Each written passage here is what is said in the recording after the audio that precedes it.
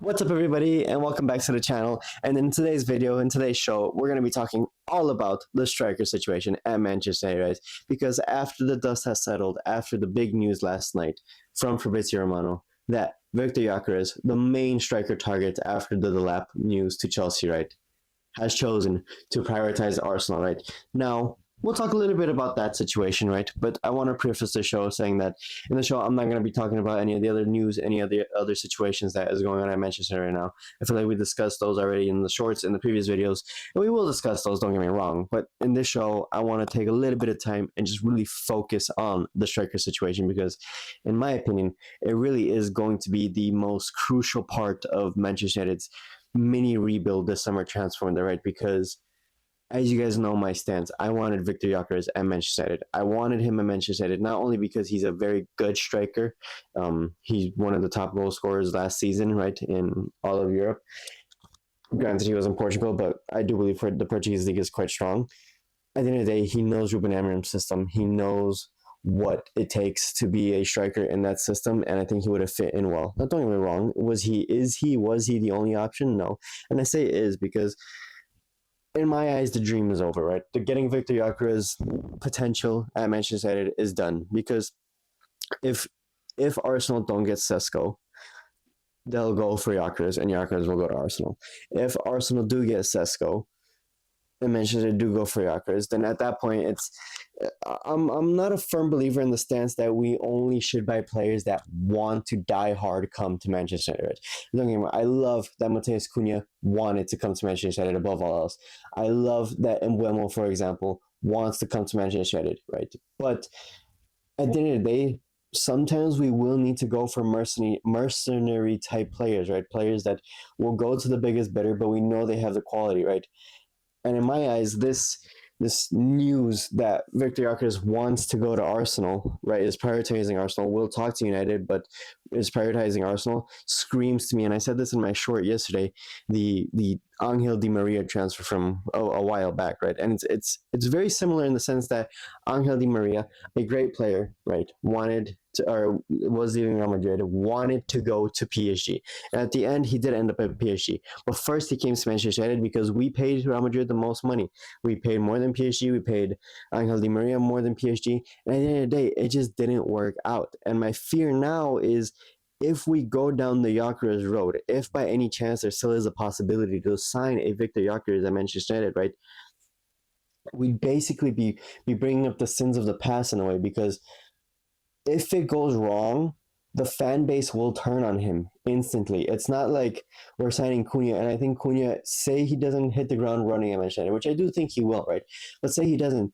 In our hearts, we know that he chose United over other teams that were willing to buy him, right? Other teams that were offering him Champions League football. And in my eyes, that gives him a little more of a buffer to have a slower start. Not saying that it's okay to have a slow start, but it gives him more of a buffer. And I think now with this news, the Victor Gyökeres news, right, I genuinely think that he won't get any of the time. He won't get the love and support of the fans, right? Because I think it's from most of the fans. Don't get me wrong. I know some fans will still love him. I would still be happy to have him in Manchester United. I would just be disappointed, and I can't lie. In my own eyes, I would, if he doesn't hit the ground running, I could definitely see a scenario where I would genuinely be like, well, he wanted to go to Arsenal. Maybe he's not trying as hard for United, blah, blah, blah, right? He wanted to go play in the Champions League. That kind of sentiment, that what if, that doubt is what would kill the hype of Victor Gyökeres being at Manchester United, right? But that is a scenario. That is the reality we are living in. We are not in the Champions League. We can't offer him continental football. We can't offer him crazy amounts of money, right? Because, Manchester United are strapped for cash, unfortunately. So we would basically have to get extremely lucky if we were to buy him, right? At the end of the day. And I genuinely do think that the dream is over. Now, not to be negative or anything, but could he still come to Manchester United? Yes, I still think that the club retains an interest in him. I still think that Gyökeres would want to come to United if Arsenal didn't go in for him. But I think for now, we have to park that. The dust has settled. The Fabrizio Romano report is out. The dust has settled. Just park it. Gyökeres out for a while. Let's not even talk about it for a while, right? Moving on to the striker scenario, because at the end of the day, I do think the striker position is one of the most important positions I mentioned this summer. Don't get me wrong.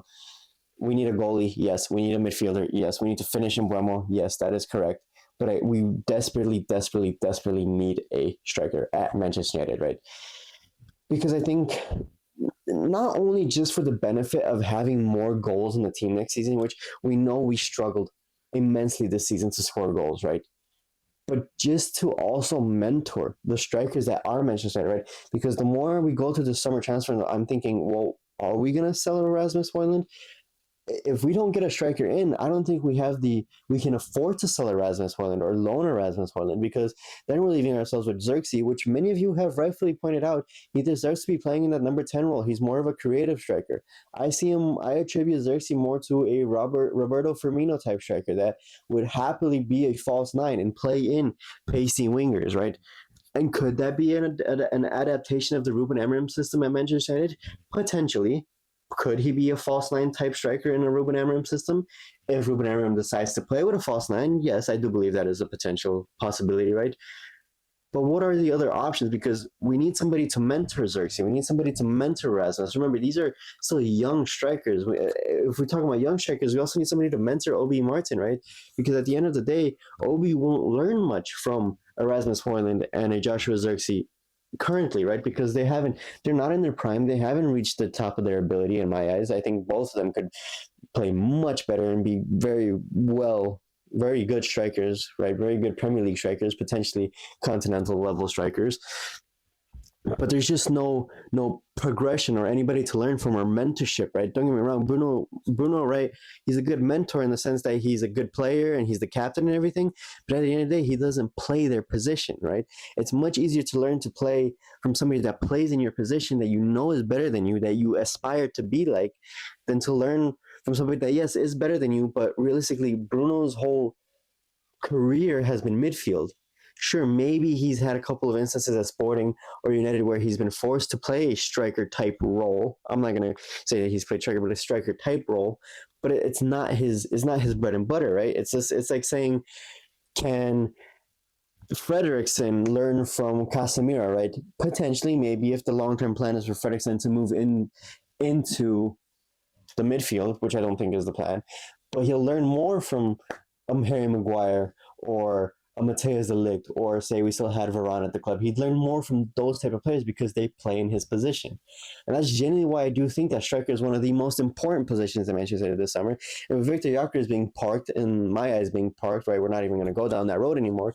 Who is the option, right? Because let's talk about the few options that we have been concretely linked to this week. Now, I will talk a little bit about, for example, Mateta, right? But we'll park that for a little bit later in the show because, right, we haven't had anything concrete as of late linking us to Mateta. So let's talk about, first of all, Ekitike, right? Because is he a good player? Yes, at Eintracht Frankfurt. And I want to say Eintracht Frankfurt because I know in my short about Ekitike, I did say that he was from Leverkusen. I made a mistake. My apologies for that. Ekitike at Eintracht Frankfurt. He is a good player. I wouldn't mind him at Manchester United if we had a Gyökeres type striker. That's my point again. Ekitike is young. If we look at the statistics from last season, he ranks out of all the strikers that we have been linked to on the lower end of goal conversion rates, right? We need a striker that is going to convert the chances that he does get at Manchester United, because realistically, we know that the striker position at Manchester United is a graveyard shift for many strikers, not just Rasmus and Hoyland or Rasmus and Xerxes, but also strikers that were proven strikers like this Cavani or even Ronaldo, right? So we need a striker that has a good goal conversion rate. And I don't think that Ekitike, right, will come to the Premier League and suddenly go from, I think it's 15% goal conversion rate to a 20 or in the 30s like Gyökeres was last season. I don't think he will. I think he'll need time to adapt to the Premier League. I think he'll need...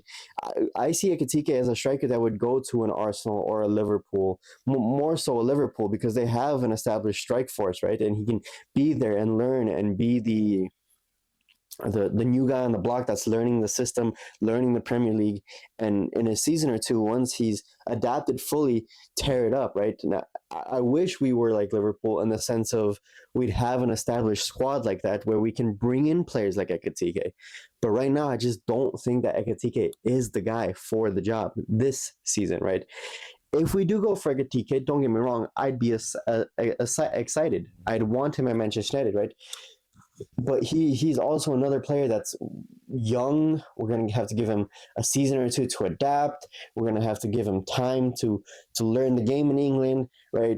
But the pressure is going to be immense at Manchester United next season. The strikers at Manchester United will have an immense pressure on them next season, because if they aren't firing on all cylinders, we may not qualify for any European competition next season.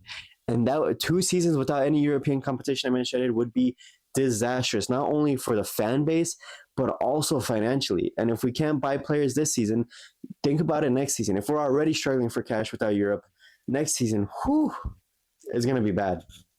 So we need to create a team with a striker, with a focal point that can handle that pressure of, you're basically putting all of our hopes on them to score enough goals to qualify us for a European competition, right?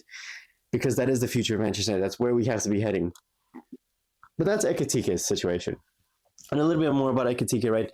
My conundrum with Ekitike is the simple fact that he will be 100 million plus player, euros or pounds, whatever, right? Euros. We don't have that money. We barely have enough money currently to offer Brentford what they want from Wemo. And then we still need to buy a goalie. We still need to buy a midfielder. We still potentially need to look at the wingback situation.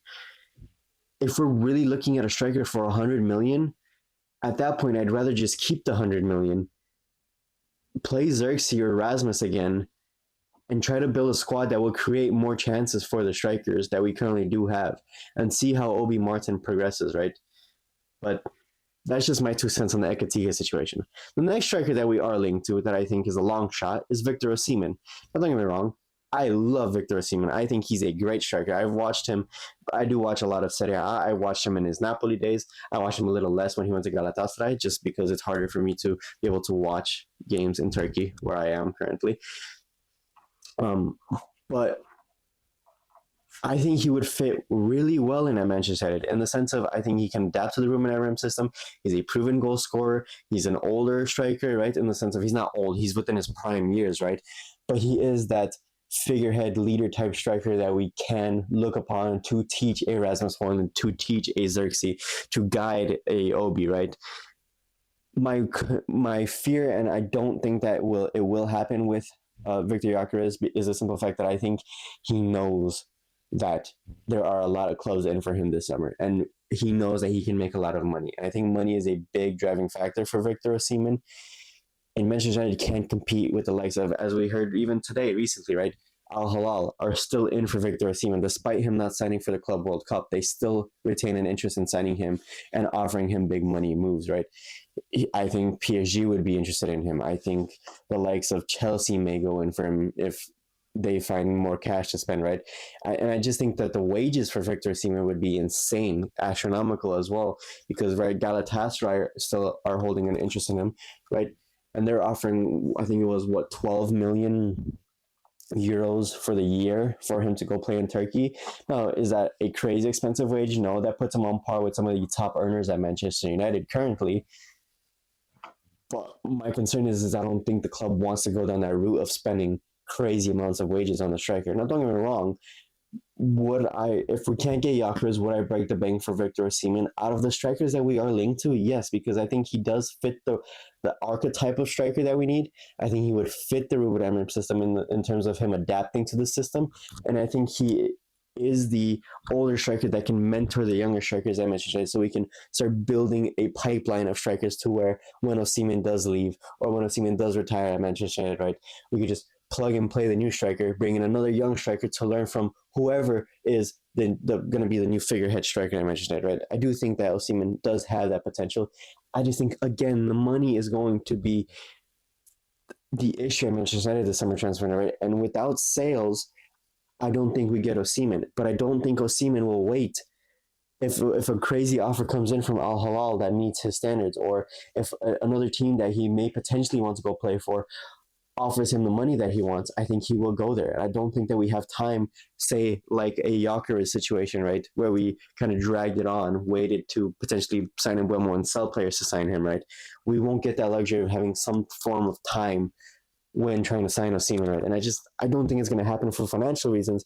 But out of the strikers that we're linked to, Osimhen would be my guess. But let me know down in the comments. Would Osimhen be a striker that you guys would be interested in Manchester United, knowing the fact that we'd have to pay him crazy wages and negotiate with Napoli? Because at the end of the day, Napoli will want their fair price from whoever buys Victor Osimhen, right? They will want their fair price. But lastly, let's talk about another striker that we have been linked to, right? Not recently, not as of late, but it is Mateta, right? Now, Mateta, he's a proven Premier League striker in the sense of he has gotten goals in the Premier League at a mid-table team. He has gotten a decent amount of goals, right? And in my eyes, he's the most likely out of the current crop of strikers that we're linked to, concretely linked to. Now, don't get me wrong. We'll see. I do believe we'll see reports linking us to a Vlahovic or a Thuram or who knows what type of striker, but we'll see reports coming out now that we know this news with Gyökeres that will link us to any number of strikers. But as of now, concretely, the only other striker that we've been linked to, potentially talked to, blah, blah, blah, blah, blah, has been Mateta. Now, out of the current crop, I think that's the most likely one that Manchester United will go for because of financial reasons. I think you could get Mateta, not cheap, but definitely cheaper than the rest of the names on the list. I think he offers something that the other strikers don't in the fact that he has played in the Premier League. He has scored goals. And as we know, next season, we won't be playing in Europe. We'll be playing solely in the Premier League. Now, would I be okay with Mateta coming to Manchester United? In my eyes, currently, unfortunately, yes. Do I think we need to get better than him? Yes. Do I think there are players better than him that we can afford? Yes. But he is the most affordable striker. He will have my support if we do sign him. And at the end of the day, playing in only English competitions next season, I think he can do a job for us next season. And if he gets us enough goals to where him and the rest of the team qualify Manchester United for European competition, do I think he could do a job in Europe? Potentially. But I think that opens up a conversation to where in a year's time, we can look to bring in a big name striker like the next Gyökeres or Sesko or whoever that may be next season, right? Because strikers pop up pretty frequently, right? There's a new striker on the block, right, that people are interested in, right? So would Mateta be my current choice? No. Personally, I would want an Osimhen. But out of the other strikers that we are linked to, I think Mateta is the striker that Manchester United will most likely go for this summer transfer window. But that is my 2 cents on the issue. Let me know down in the comments if you guys would actually, let's think about it like this. Let me know down in the comments, out of the strikers we've mentioned, would you guys sign any of them? Or would you guys rather just spend the 100 million or the 70 million that we were going to use for a striker to fix other areas of the team? Or do you guys have another striker in mind that you guys would rather Manchester United go for this summer transfer window? Let me know down in the comments below. I shall see you guys next time for the next long form video that we post on the channel. Thank you guys for watching. Subscribe. We are trying to hit 100 subscribers before the start of the Premier League season. And I thank you guys for being here, and I shall see you guys next time. Peace, peace.